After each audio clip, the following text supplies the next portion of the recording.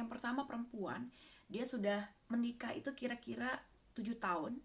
Dan mereka selalu mencoba dan tidak punya anak. Sedangkan orang tuanya itu punya eh, halaman tuh besar, mereka punya kekayaan banyak. Ini orang Jerman ya teman-teman.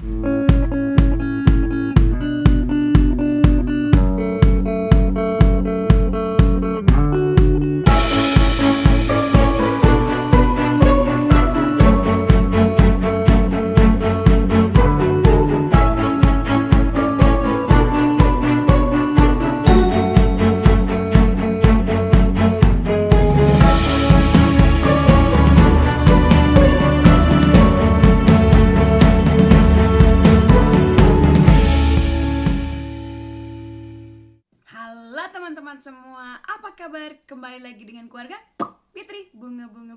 Apa kabar teman-teman semua?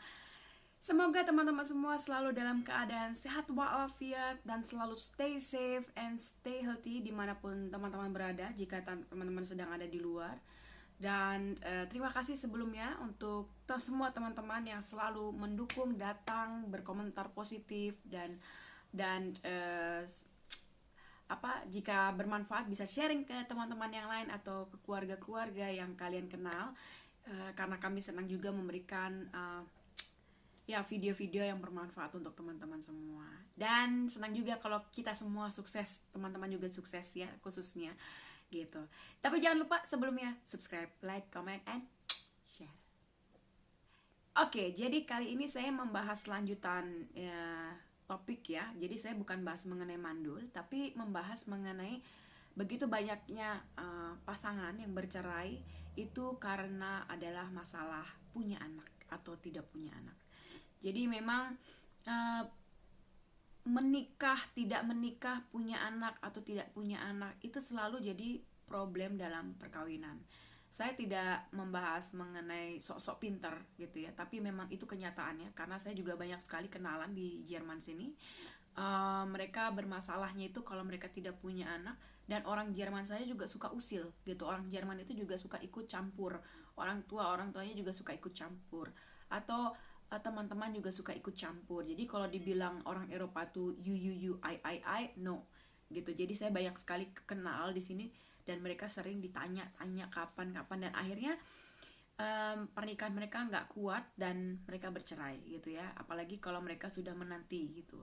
Oleh karena itu memang kalau teman-teman semua ingin suatu saat ingin menikah, eh, tergantung ya gitu, tergantung dari pasangan kalian gitu. Ada yang ingin cek dari awal mengenai kesehatan rahim atau kesehatan indung telur dan sebagainya. Ada yang seperti itu karena mereka ingin pada saat mereka menyukai seseorang, mereka ingin tujuannya menikah dan punya anak. Ada yang bilang langsung, tapi saya ingin kamu cek.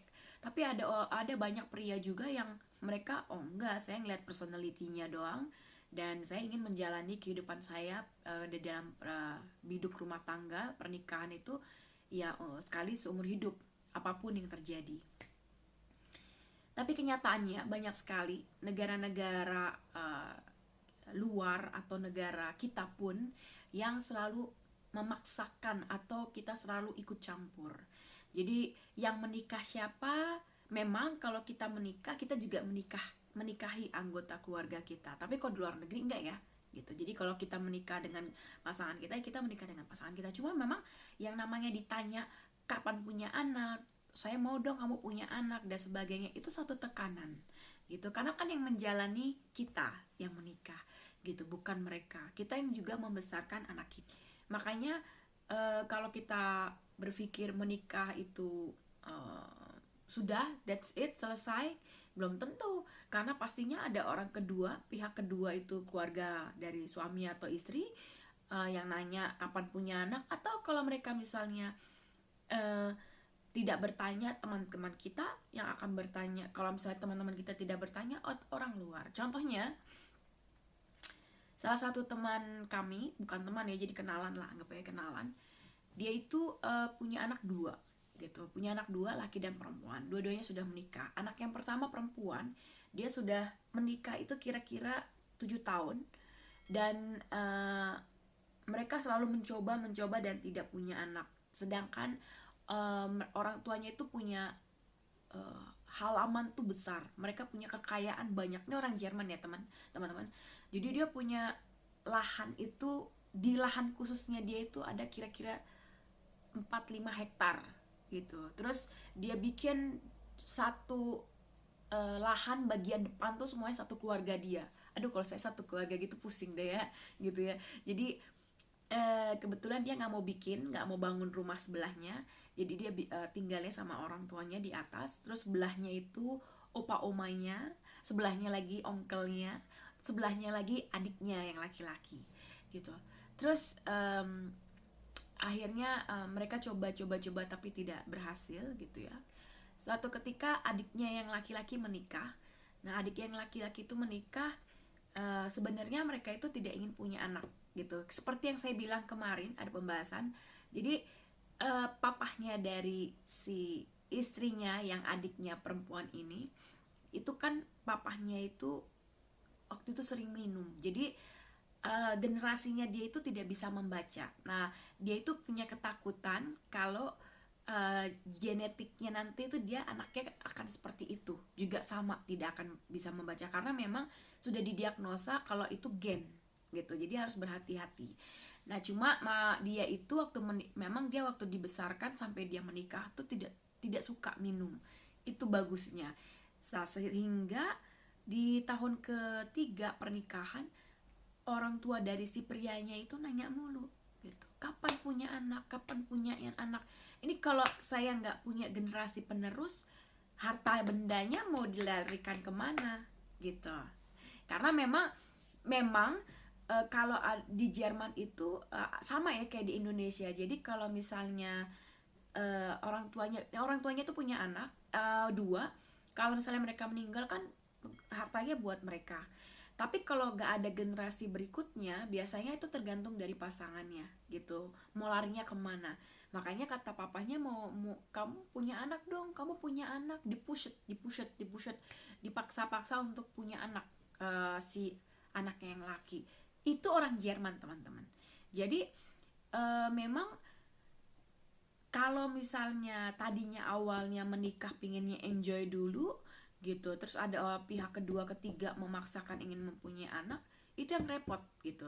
Tapi akhirnya mereka punya anak dan mereka bahagia karena opa omanya bilang akhirnya ada generasi ketiga, dan akhirnya kita bisa serahkan sama mereka. Karena memang orang tuanya itu harta bendanya banyak banget gitu. Jadi dia punya tanah di situnya aja udah berapa hektar, belum lagi di daerah lokasi situnya lagi ada berapa hektar, bendonya itu banyak banget gitu. Jadi kalau misalnya tidak punya generasi kan sangat sayang gitu ya. Jadi memang ada hal-hal yang kita juga kadang-kadang di luar pemikiran gitu. Kalau kita menikah kadang-kadang berpikir hanya kau dan aku saja yang menjalani, tapi memang banyak orang juga tidak sampai ke situ berpikir. Nah, saya punya kenalan banyak juga di Jerman, di kota ini.